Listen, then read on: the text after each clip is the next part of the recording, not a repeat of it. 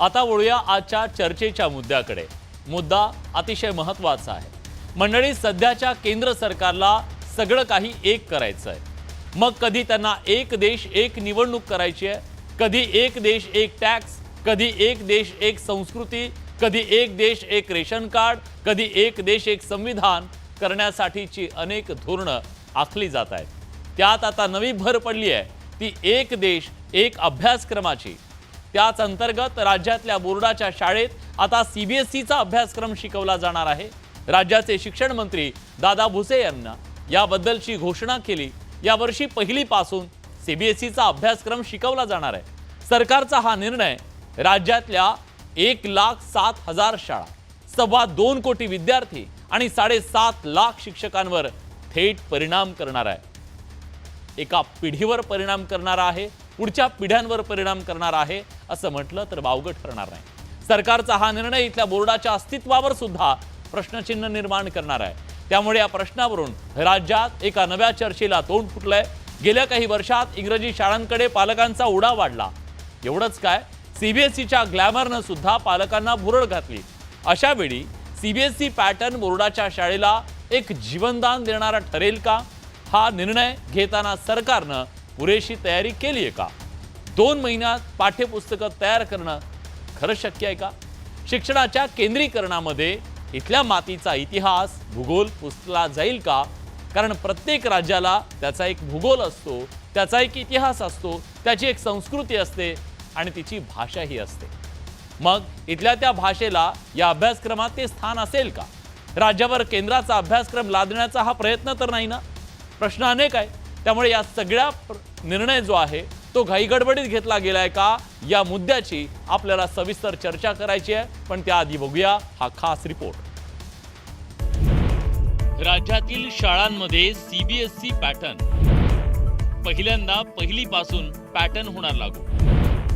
एक देश एक अभ्यासक्रमाचा प्रयोग। शिक्षण मंत्र्यांच्या निर्णयाचे तीव्र पडसाद।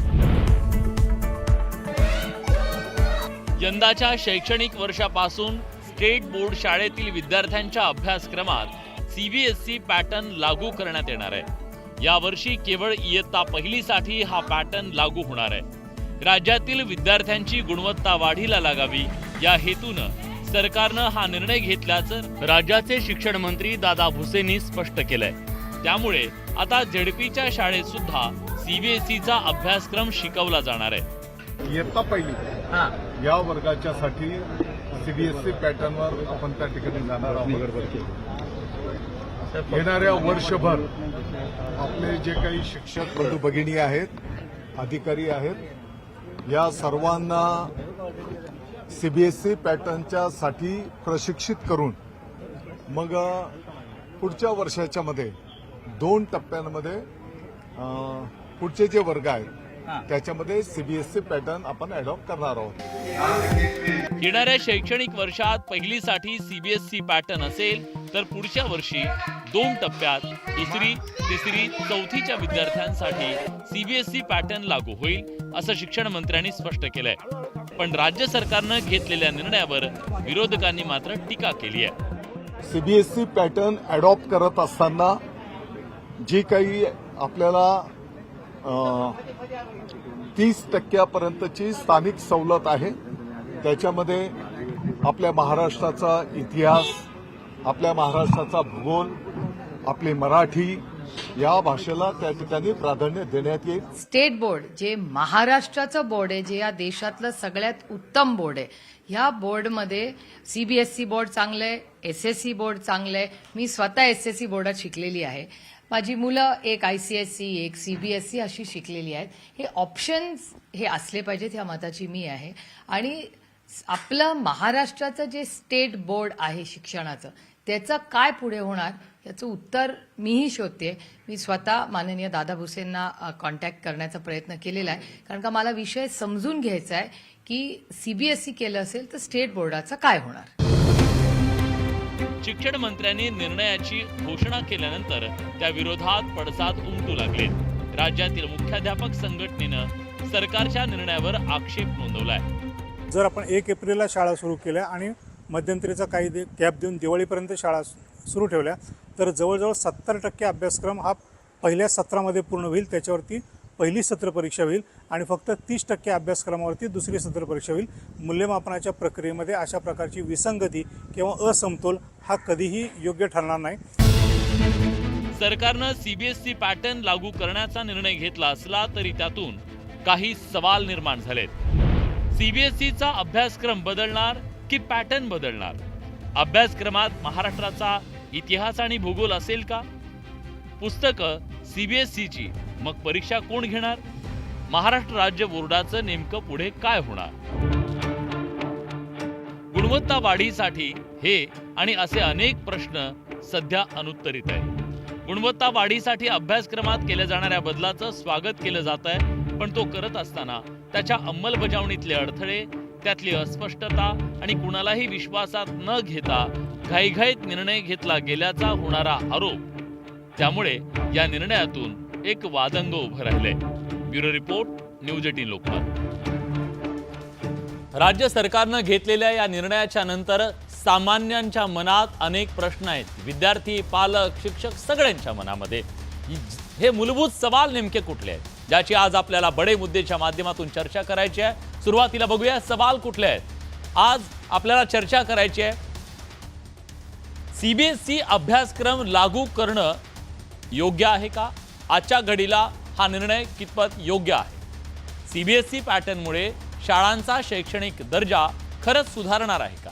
राज्य सरकार तसं सांगतंय की आम्ही त्याच्याबद्दल हा निर्णय घेतोय. सीबीएसई अभ्यासक्रम लागू करून नेमकं काय साधलं जाणार आहे आणि त्याच्या मागची त्यांची भूमिका काय आहे? आपल्याला आज ह्या मुद्द्याची चर्चा करायची आहे की सीबीएसई मध्ये महाराष्ट्राचा इथला इतिहास, महाराष्ट्राचा भूगोल या सगळ्याचा समावेश इथल्या अभ्यासक्रमात असेल का? इथली संस्कृती, इथली भाषा, त्याचं स्थान असेल का? राज्याच्या अधिकारावरचा हा घाला तर नाहीये ना, कारण अनेक राज्यांनी ते नाकारलंय. मग महाराष्ट्राच्या दिल्ली जे सांगेल तेच इथं होणार आहे का? इथल्या संस्कृतीचं काय? प्रश्न अनेक आहेत आणि या सगळ्या प्रश्नांची चर्चा करण्यासाठी आज आपल्यासोबत मान्यवर पाहुण्यांची जंत्री आहे. आज या चर्चेमध्ये सहभागी होण्यासाठी राज्यातल्या विद्यार्थी पालक संघटनेच्या प्रमुख जयश्री देशपांडे आहेत आपल्यासोबत. स्वागत आहे तुमचं न्यूज 18 लोकमतमध्ये. आपल्यासोबत शिक्षण तज्ज्ञ हिरंब कुलकर्णी सर आहेत. हिरम सर, तुमचंही स्वागत आहे. आपल्यासोबत आनंदम विद्यालयाच्या संचालिका वृंदन घाटगे मॅडम सुद्धा जोडले गेलेले आहेत. तुमचंही स्वागत आहे. काँग्रेसचे प्रवक्ते आता आपल्यासोबत अतुल लोंढे हे सुद्धा जोडले जाणार आहेत थोड्याच वेळात. त्याचबरोबर शिवसेनेचे मुख्य प्रवक्ते डॉक्टर राजू वाघमारे या चर्चेत सहभागी झाले आहेत. शिक्षण मंत्री त्यांच्या भूमिका ते मांडणार आहेत या सगळ्याबद्दलची. आणि माजी उपाध्यक्ष मुख्याध्यापक महामंडळाचे महेंद्र गणपुले सुद्धा या चर्चेत थोड्याच वेळात सहभागी होणार आहेत. पण या चर्चेची सुरुवात मला करायची आहे जयश्री देशपांडे मॅडम यांच्यापासून, कारण पालकांच्या मनात आज काय भावना आहे हे जाणून घेणं गरजेचं आहे आणि त्यांचं प्रतिनिधित्व करणारे ते आहेत. तुम्हाला जेव्हा हा निर्णय कळला तेव्हा तुमची नेमकी प्रतिक्रिया काय होती? तुम्हाला या सगळ्याबद्दल सरकारची जी भूमिका वाटते की यात आपल्याला काहीतरी आणखीन गुणवत्ता वाढायची आहे म्हणून हा निर्णय घेत आहे असं सरकार सांगतंय, हे तुम्हाला पटतंय का? नमस्कार. खरं तर आपण खूप चांगला मुद्दा आज इथे चर्चेला घेतलेला आहे. वास्तविक पाहता जेव्हा SSC टू CBSE हा जशी बातमी झळकली तसं खरं सांगायचं तर आमच्या पालकांना एक प्रकारची धडकी भरली. पण विषय असा असतो की CBSEचा पोर्शन खूप हाय लेवलचा, तो आमच्या मुलांना झेपेल की नाही, आता आमची मुलं ती अडॉप्ट करू शकतील की नाही, किंवा शिक्षण पद्धती नेमकी कशी असेल. म्हणजे जरी तुम्ही CBSE असेल तरी शिकवणारे शिक्षक हे आमचे सगळे SSC बोर्डांमधनं शिकून आलेले आहेत. आणि नक्की आहे काय, आमचा इतिहास भूगोल आम्हाला मिळणार का, आमचे शिवाजी महाराज, आमच्या बहिणाबाई, आमच्या सावित्रीबाई आमच्या मुलांना कळणार का, हे इतक्या मोठ्या प्रमाणातलं सगळं कन्फ्युजन क्रिएट करून ठेवलेलं आहे. आणि क्लिअर अर्थ असा होतो की CBSE म्हणजे सेंट्रल बोर्डाच्या शाळा आणि SSC म्हणजे स्टेट बोर्डाच्या. म्हणजे माझ्या पालकांना आज असाही प्रश्न पडलेला आहे की मला स्टेटकडनं काढून डायरेक्टली सेंट्रलकडे नेऊन जोडतायत, मग माझ्या महाराष्ट्राचं माझं काय, माझ्या मराठीचं काय. कारण असे जेव्हा निर्णय घेतले जातात तेव्हा कुठेही या विषयाची व्याप्ती आणि क्लॅरिटी न देता फक्त निर्णयाचं स्टेटमेंट, ती घोषणा होते, पण त्याच्या मागे असलेल्या पालकांच्या मनामध्ये किंवा इतरांच्या मनामध्ये नक्की काय संभ्रम निर्माण होऊ शकतो, खूप सारे प्रश्न अनुत्तरितच राहत आहेत. हो. बरं, हे तुम्ही सुरू करताना जेव्हा तुम्ही आत्ता पहिलीपासून सुरू करणार आहात असं वारंवार सांगत जरी असाल, मग तुम्ही पहिलीच्या मुलांना ऍडमिशन देताना त्या पालकांना तुम्ही विश्वासात घेऊन ह्याबद्दलची कल्पना दिलेली आहे का? हम्म. तुम्ही कुठल्याही प्रकारे कल्पना न देता तुम्ही डायरेक्टली काल घोषणा करतात आणि उद्यापासून तो सुरू होणार आहे. हम्म. अशा गोष्टी करताना थोडासा टाइम स्पेस का नाही घेतला जात? हम्म. जसं गेल्या वर्षी आपण एक ऐकलं असेल सगळ्यांनी की एनईपी येणार होतं. हम्म. पण आज त्या एनईपीचा नुसता बोलबाला झालाय, त्याचं चाललंय काय सध्या? आम्हाला कोणालाच काही त्याबद्दलची कल्पना नाहीये. हम्म. ना कुठल्याही शाळांमध्ये आम्हाला एनईपी म्हणजे नक्की काय असतं याच्याबद्दल कधीच कल्पना दिल्या गेलेली हम्म. नाहीये. मग तसंच पुन्हा एकदा सीबीएसईचं पण होणार का? मग असे सगळे संभ्रम निर्माण करून पालकांना कन्फ्युजन मध्ये टाकायचं. तर दुसरा महत्वाचा मुद्दा म्हणजे आपण जर का आता काही प्रायव्हेट शाळांचा जर विषय सोडून देऊ, कारण तिथले पालक असतात जे आर्थिकदृष्ट्या सधन असतात आणि ते मुलांना क्लासेस किंवा शिकवू शकतात. हम्म. आपण जेव्हा सरकारी शाळांचा विषय इथे घेतो हम्म. त्या ठिकाणी सरकारी शाळा नक्की आपल्याकडे आहेत किती प्रमाणामध्ये? हम्म. त्या शाळांमध्ये सीबीएसई बोर्ड म्हणजे अर्थात तुमचं इंग्रजी मीडियम, हम्म. इंग्लिश मीडियमच्या सरकारी शाळा आहेत किती? आणि सध्याची एक भीषण परिस्थिती मला विलासजी आपल्याला खरंच कळकळीने सांगायला आवडेल प्लीज. की जेव्हा आज आपण सरकारी शाळांमधनं प्रायव्हेट शाळांमध्ये किंवा कॉलेजेसमध्ये जातात आमची मुलं, हम्म. तेव्हा आमच्या सरकारी शाळांमधल्या मुलांना दुय्यम दर्जा दिला जातो. म्हणजे तुमचं मूल जर सरकारी शाळेमधनं आलेलं आहे तर आम्ही त्यांना ऍडमिशन देऊ शकत नाही. याचा स्पष्ट अर्थ असा होतो की शैक्षणिक गुणवत्तेवरतीच प्रश्नचिन्ह निर्माण झालेले आहेत ना. हम्म. म्हणजे हम्म. SSC board to SSC board जरी तुम्ही गेलात तरी हा प्रश्न निर्माण होतो. उद्या तर तुम्ही डायरेक्टली बोर्ड चेंज करायला निघाले. पहिल्यांदा तुम्ही तुमच्या शिक्षकांच्या गुणवत्तांचं काय करणार आहात? जे बरोबर. शिक्षक ऑलरेडी बीएड आणि एक डीएड मूलभूत करून प्रश्न आलेले. तुम्ही उपस्थित केलेला आहे. पालकांच्या मनात नेमके काय प्रश्न आहेत तुम्ही सांगितलेत. मला वाटतं हा मुद्दा राजू वाघमारे यांना मला सुरुवातीलाच विचारायचा आहे. तुम्ही जेव्हा इतका दुर्गामी परिणाम करणारा शिक्षण व्यवस्थेमध्ये इतका मोठा बदल करणार निर्णय घेताय, तेव्हा तुमचा नेमका हेतू काय आहे? तुमचं उद्देश काय आहे? तुम्हाला नेमकं काय साध्य करायचंय? का तुम्ही हा निर्णय घेताय हे महाराष्ट्राला कळलं पाहिजे. कसं आहे विलासजी, परिवर्तन किंवा बदल हम्म. हा जेव्हा होतो किंवा जेव्हा आपल्याला करावायचा असतो हम्म. त्यावेळी अशा प्रकारच्या शंका, अशा प्रकारची भीती ही नेहमीच असते, कारण बदल स्वीकारायला कोणच तयार नसतं. हा. पण सृष्टीचा नियम आहे, माणसाचा नियम आहे, परिवर्तनाशिवाय तुमची प्रगती होत नाही. ज्यावेळी आपण कम्प्युटर या देशामध्ये आणण्याचा प्रयत्न ज्यावेळी करत होतो हम्म. त्यावेळी पण अशीच टीका झाली की कम्प्युटर आणले तर आपल्या नोकऱ्या जातील, आपण रस्त्यावर येऊ, हम्म. कम्प्युटर नको, आपली व्यवस्था आहे ती बरी आहे. पण आपण शेवटी कम्प्युटर घेऊन आलो आणि आज आपला देश आयटी क्षेत्रामध्ये जगामध्ये अव्वल दर्जाचा देश समजला जातो आणि त्या प्रकारचं शिक्षण हा. आयटीचं आपल्याकडे मिळतं. आता हा जो पॅटर्न आहे हा नॅशनल, ऍक्च्युली सीबीएसईचं जे आपण म्हणतोय हम्म. तर ते नॅशनल काउन्सिल ऑफ एज्युकेशन रिसर्चचा हा संपूर्णपणे प्रोग्राम आहे. त्याला अशा भाषेमध्ये आपण सीबीएसई म्हणतो. बर. आता याचा कम्प्लीट रिसर्च झालेला आहे. आता मी स्वतः एसएससी बोर्डाचा विद्यार्थी आहे. आपण सगळेच जवळपास. बरोबर. मी डॉक्टर झालो, मी वकील झालो, मी परदेशात शिकलो. त्याच्यामुळे एसएससी बोर्ड कुठे कमी आहे का? तर कुठेही कमी नाही. प्रश्न असा आहे की आताच्या ज्या परीक्षा बदललेल्या आहेत, आपल्या वेळेचं गणित वेगळं होतं. आताचं जे 12वी गणित म्हणजे मी सर्वसाधारण म्हणतोय की 12वी नंतरच्या ज्या वेगवेगळ्या कोर्सेस आहेत, अभ्यासक्रम आहेत, वेगवेगळ्या क्षेत्रामध्ये आपण जातो, त्याच्यामध्ये ज्यावेळी जातो त्यावेळी त्यांची व्याप्ती जी आहे ती फार वेगळी आहे आणि एसएससी बोर्डाच्या विद्यार्थ्यांना त्याच्यामध्ये त्या प्रमाणामध्ये त्रास होत असतो. आता पण बोर्ड बदललं म्हणजे गुणवत्ता वाढेल हे काय आहे? हे गृहीतक कशावर आधारित आहे? पहिली एक गोष्ट लक्षात घ्या, बोर्ड वगैरे इथे काही नाही आहे. सीबीएसईचं जे आपण बोलतोय की या अभ्यासक्रमामध्ये आपली मुलं शिकली पाहिजेत, याचा अर्थ असा की जर या अभ्यासक्रमात आपण त्यांना शिकवलं तर पुढे ज्यावेळी ते त्यांच्या करिअरच्या पाथवर जातील, 11वी 12वी नंतर वेगवेगळ्या क्षेत्रामध्ये प्रवेश करतील, वेगवेगळ्या अभ्यासक्रमाच्या परीक्षा देतील, तेव्हा त्या परीक्षा तो अभ्यासक्रम त्यांना सोपा वाटला पाहिजे, त्याच्यातून त्यांची प्रगती झाली पाहिजे. असं होता कामा नये की आपले विद्यार्थी 12वी पर्यंत जाणार आणि तिथे अडखळणार आणि पुढच्या स्पर्धा परीक्षा असतील, वेगवेगळ्या मेडिकलच्या, ठीक आहे. इंजिनिअरिंगच्या म्हणजे परीक्षा भविष्याच्या आहेत. दृष्टीने तुमचं असं म्हणणं आहे की त्यांनी Yes.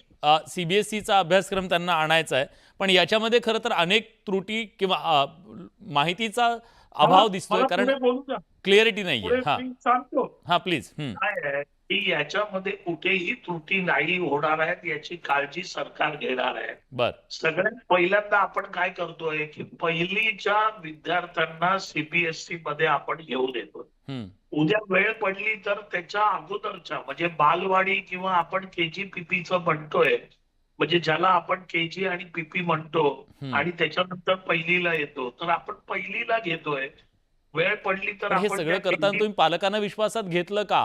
पालक संघटना तर म्हणतात आम्हाला कोणी विचारलं सुद्धा नाहीये. आता मला एक सांगा, एका संघटनेला विचारणार, दुसऱ्या संघटनेला विचारणार, किती संघटनेला तुम्ही विचारणार हा पहिला प्रश्न आहे. ठीक आहे. मी मी दुसरा प्रश्न, मी हेरम सरांना विचारतो. मला बोलू तर द्या. झालं ना तुमचं बोलणं आता सगळं. मला त्याच मुद्द्यावर तुम्ही म्हणालात ना विचारलंय म्हणून. हेरम सर, खरं तर आता हा निर्णय घेत असताना याच्याबद्दलचं जे मंथन व्हायला हवं. मी म्हणालो की एका पिढीचा आणि पुढच्या पिढ्यांवर सुद्धा दुर्गामी परिणाम करणारा हा निर्णय आहे. खरंच ते मंथन झालंय का? तुम्ही शिक्षण क्षेत्रामध्ये इतकी वर्ष वावरताय, आता तुम्ही प्रत्येक अपडेट घेत असता. ठीक आहे, एका संघटनेला केलं नसेल, कुणाशी तरी संवाद साधला गेलाय का? याच्याबाबत विचारणा झालेली नाही. त्यांनी फक्त जी एक समिती स्थापन केली आहे, त्या समितीनं मागच्या काही दिवसापूर्वी एमपीएससीला जी मिटिंग झाली त्याच्यामध्ये ही चर्चा झाल्यास ते सांगतात. पण हा एक पब्लिक प्लॅटफॉर्मवर याची चर्चा व्हायला हवी होती. आणि मला याला जोडून असं सांगायचंय की सीबीएसईचं आपण खूप स्तोम माजवलेलं आहे. बर. म्हणजे शिक्षणाचा एक उच्चभ्रू वर्ग शिक्षणामधून निर्माण करायचं हे सीबीएसई हे एक व्यासपीठ आहे. सीबीएसई काय विलास संपूर्ण भारतामध्ये जे एक सरकारी कर्मचारी या राज्यातून त्या राज्यात बदली करून जातात त्यांच्यासाठी तयार केलेला हा अभ्यासक्रम आहे. भारतामध्ये फक्त 1259 केंद्रीय बोर्डाच्या शाळा आहेत आणि 29,000 सीबीएसई अफिलिएटेड संपूर्ण देशात शाळा आहेत.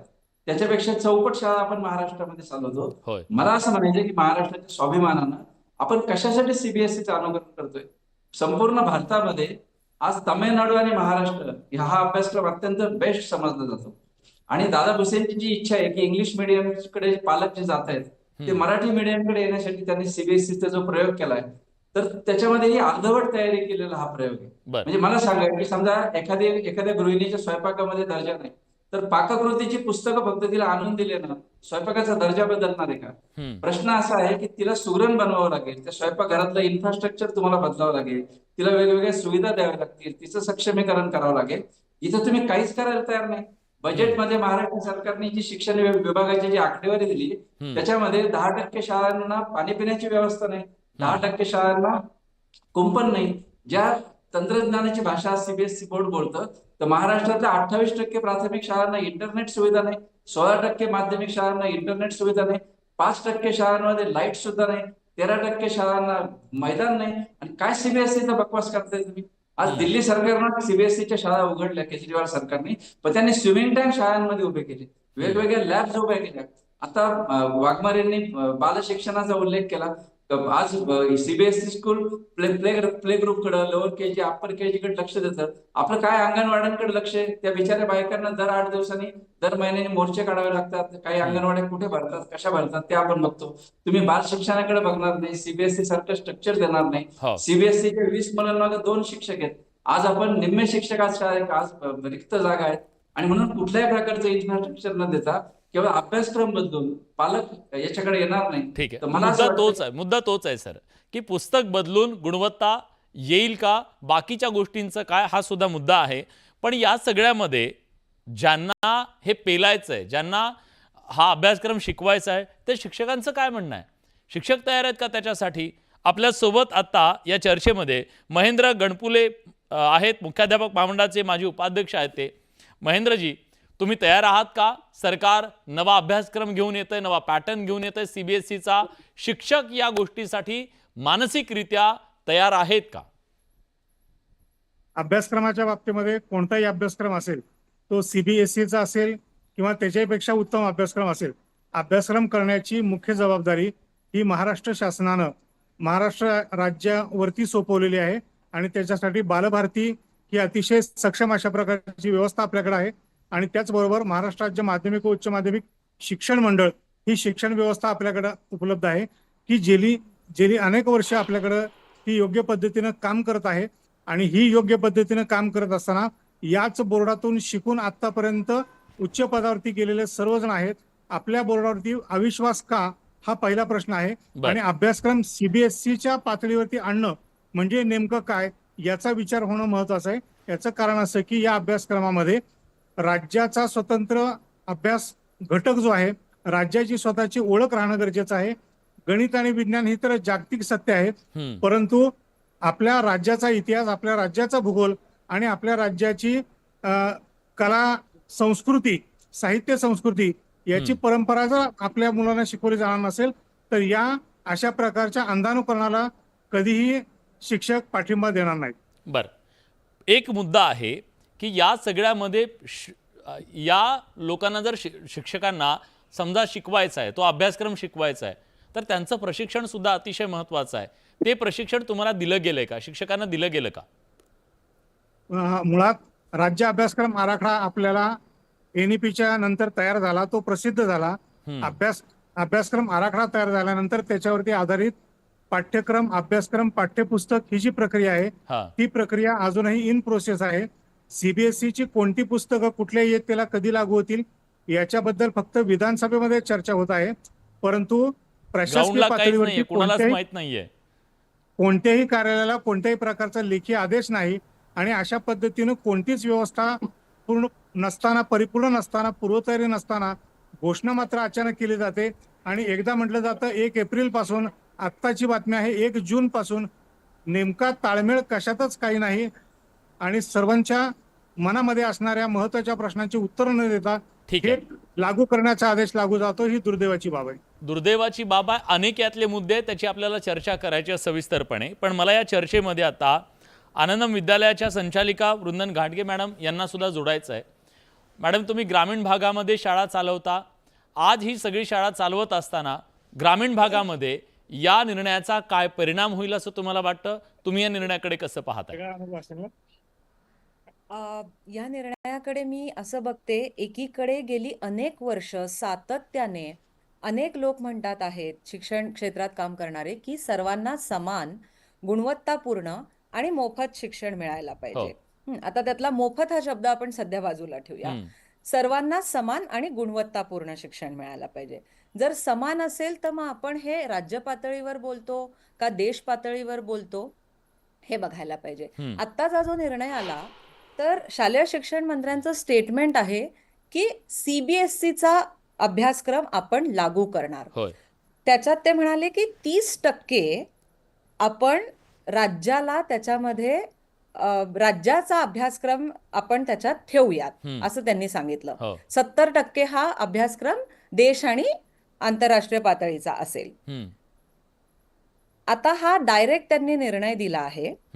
ह्याच्या पूर्वी पण आपल्याला आठवत असेल, सरकारी शाळा या मराठी माध्यमांच्या शाळा होत्या आणि प्रायव्हेट शाळा या इंग्रजी माध्यमाच्या आल्या आणि सरकारी शाळा ओस पडू लागल्या. म्हणून सरकारनी सेमी इंग्रजी हा प्रकार आणला. बरोबर. आणि त्यावेळी आमचे शिक्षक प्रशिक्षित आहेत, त्यांनी शिक्षण घेतलं आहे आणि ते शिकवतात. पण भाषा बदलली आहे. ते भाषिक ज्ञान, त्याचं प्रशिक्षण शिक्षकांना देण्यात आलं होतं का? तर सुरुवातीला नाही, ते हळूहळू झालं आणि त्याचे पण दुष्परिणाम आपण पाहिले. पण एक मुद्दा त्याच्यातला फक्त विचारतो. इंग्रजी शाळांकडे जो ओढा वाढला, तो ओढा कमी करण्यासाठी म्हणून तो निर्णय घेण्यात आला की तिथं सुद्धा इंग्रजी शिकवलं जाईल. पण त्याच्यामुळे तो ओढा कमी झाला का? तो जो इंग्रजी शाळांमधला दर्जा आहे तो जिल्हा परिषद शाळेत सुद्धा मिळतोय, याच्याबद्दल पालक समाधानी झाला का? ओके, सो ह्याचं असं माझ्या मते उत्तर आहे की सुरुवातीला जिल्हा परिषदेच्या शाळेच्या शिक्षकांना गणित आणि विज्ञान हे अचानक इंग्रजीतनं असंच आता जसा निर्णय आलाय तसा आता इथून पुढे इंग्लिशमधनं शिकवायचं हे त्यांच्यावर बर्डन होतं आणि त्याच्यामुळे त्याची गुणवत्ता घसरली गेली आणि आपण बघतोय की ते प्रमाण जे वाढायला पाहिजे होतं ते वाढलेलं नाहीये. सो हे तुमच्या प्रश्नाचं उत्तर आहे. आता पहिल्या प्रश्नाकडे येते.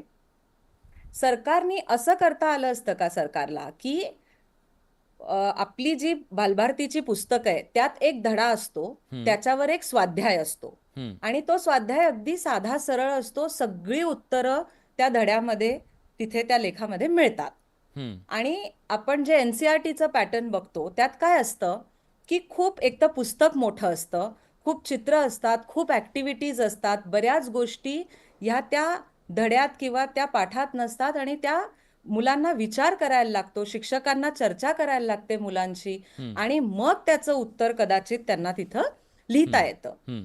सो ह्याला काय म्हणू आपण की अनालिटिकल थिंकिंग वाढतं, लॉजिक आहे, सगळं व्यापक आहे. असं आपल्याला स्टेट बोर्डमध्ये करता आलं असतं का? हा पहिला प्रश्न आहे. दुसरा, आत्ता आपण मार्चच्या शेवटी आहोत.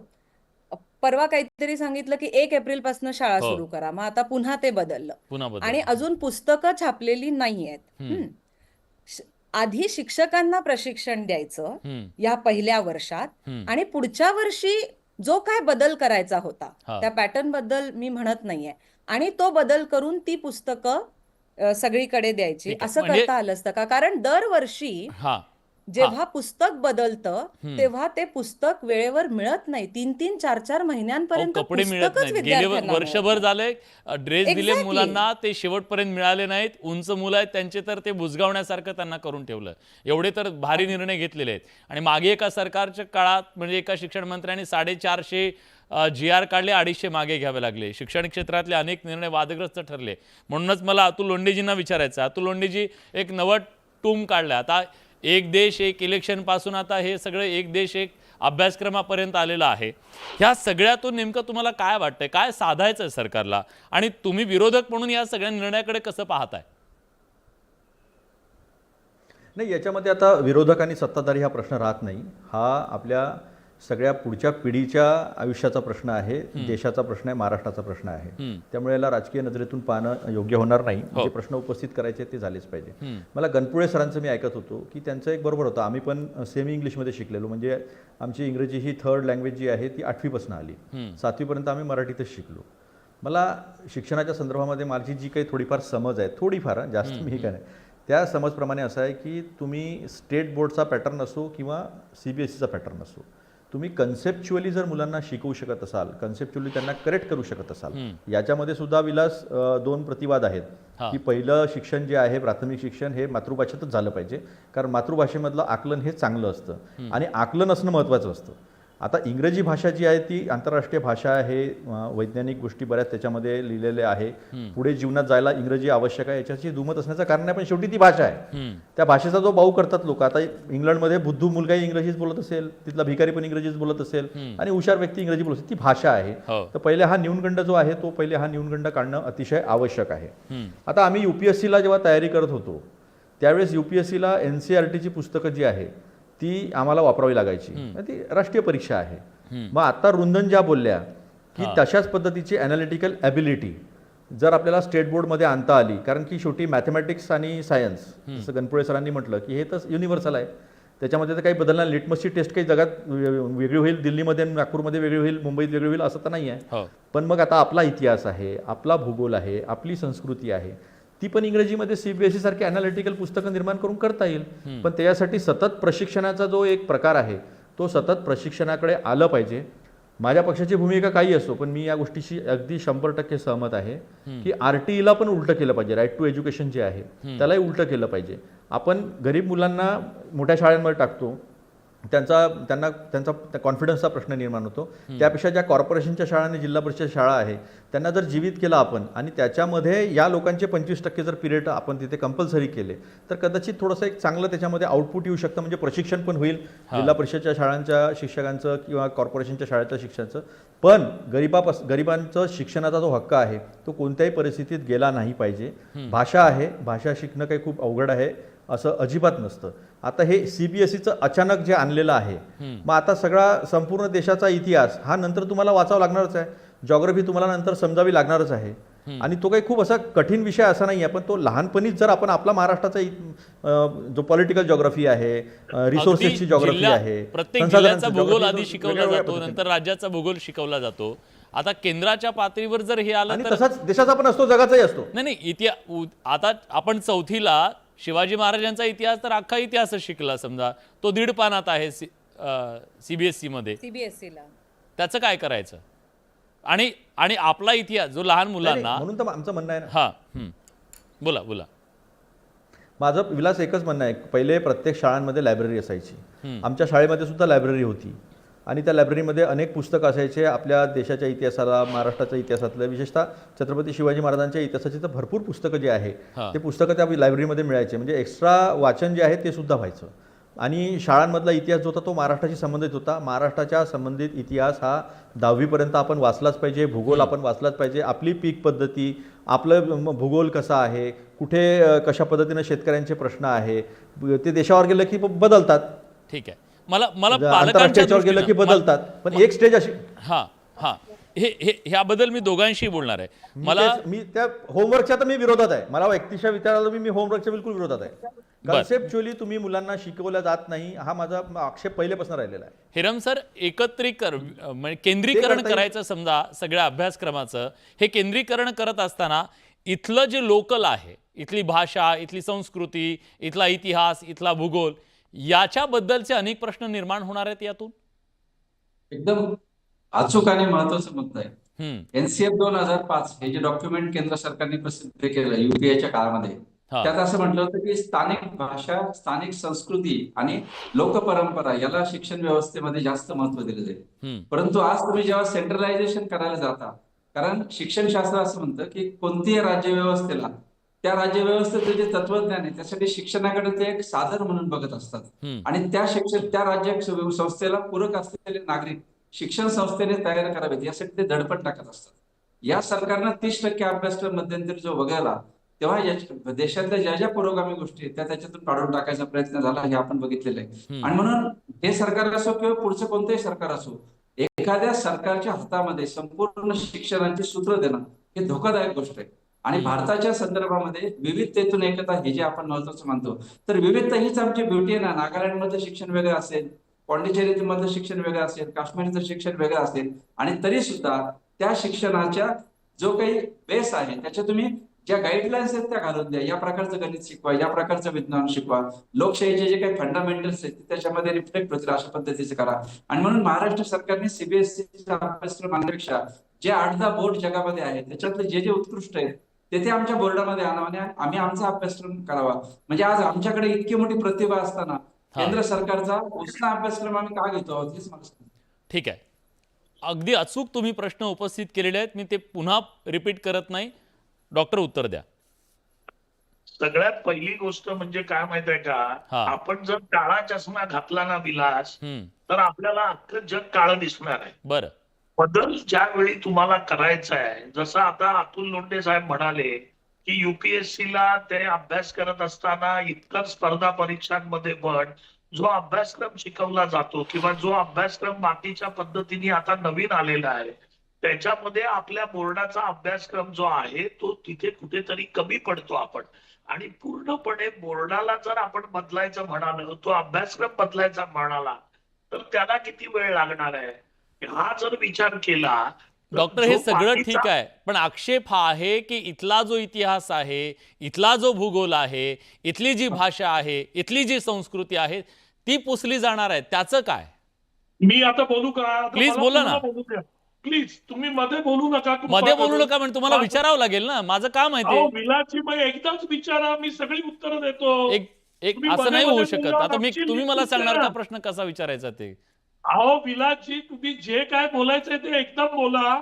असं नाही होतो. माझं भाषण आहे काही ते डिबेट शिवाय आपण प्रश्न विचारतो त्याचं उत्तर घ्यावं लागतं. तुम्ही बोला, आम्ही ऐकतो. बोला तुम्ही.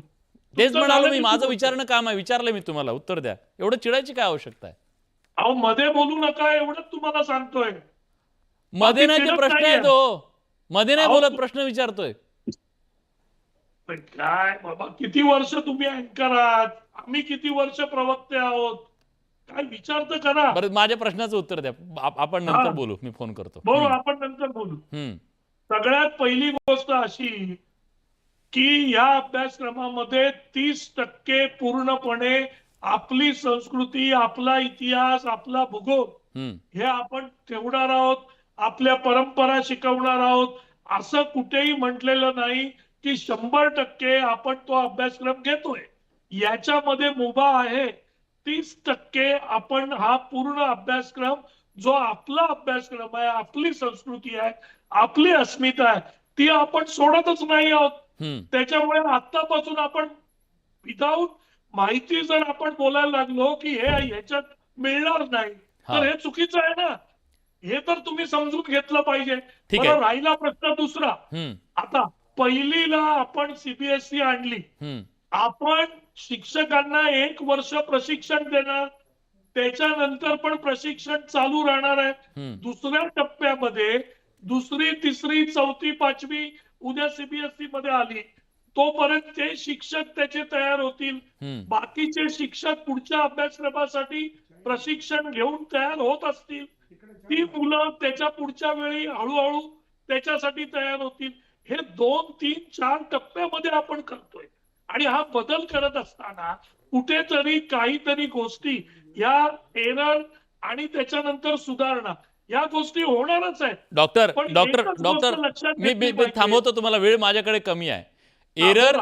एरर आणि काय म्हणतात त्याला, पुन्हा त्या दुरुस्त करण्याच्या संदर्भातली जी तुम्ही गोष्ट बोललात ना, तुमच्या सरकारनं, तुमच्याच मंत्र्यांनी एक निर्णय घेतला. काय निर्णय घेतला माहितीये का? ह्या पुस्तकाला 4 पानं कोरी जोडायच्या संदर्भातला निर्णय घेतला. जवळपास 60 कोटीपेक्षा जास्त त्याचा खर्च आला. मंत्री बदलले आणि लगेच सांगितलं आता ते काढून टाका. असे कितीतरी निर्णय गेल्या ह्या दशकभरामध्ये आणि त्याच्या आधी सुद्धा झालेले आहेत की त्या निर्णयांमुळे ह्या शिक्षण क्षेत्राची पूर्ण वाट लागलेली आहे. शिक्षण मंत्री बदलला की धोरण बदलतं. त्याच्यामुळे एक निर्णय खाली जाईपर्यंत दुसरा निर्णय येतो. हे थांबणं गरजेचं आहे. ही सुद्धा अपेक्षा आहे शिक्षकांची, पालकांची सुद्धा. नाही, हे तुम्ही जे म्हणताय त्याच्यात चुकीचं काय नाही, हे थांबणं गरजेचंच आहे. शिक्षणाची परंपरा आणि शिक्षणाची पद्धत जी मुलांना पुढच्या भवितव्यासाठी यशस्वी करेल, ज्याच्यातून त्यांना जास्तीत जास्त ज्ञान मिळेल, ज्याच्यातून ते बाकीच्या स्पर्धा परीक्षा, इतर परीक्षांमध्ये यशस्वी होतील, त्याच्याकडे आपण लक्ष दिलं पाहिजे. आम्ही ज्यावेळी मराठी मीडियम मधून कॉलेजला गेलो, सायन्स मध्ये प्रत्येक शब्द आम्हाला 10 डिक्शनरी घेऊन बघावा लागत होता. आताच्या मुलांना इंग्लिश तुम्हाला शिकवायलाच लागेल जर तुम्हाला पुढे जायचंय. पण मग आपल्या मराठी बोर्डाचं काय होणार? आपल्या बोर्डाचं काय होणार? आपला बोर्ड चालूच राहणार आहे. आपण कुठेही आपलं बोर्ड बंद करत नाही आहोत. एक लक्षात घ्या, हे उगाच कोल्हेकुई करण्यात अर्थ नाही. अभ्यासक्रम त्यांचा, परीक्षा त्यांच्यानुसारच घ्यावी लागेल ना. विलाची हा बदल हळूहळू होईल.